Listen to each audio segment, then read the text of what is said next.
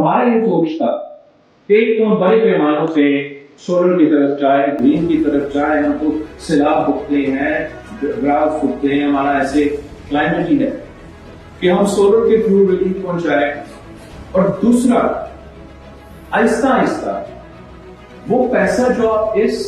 subsidy में खर्च करते हैं, उसी फाइनेंशियल स्पेस को इस्तेमाल करते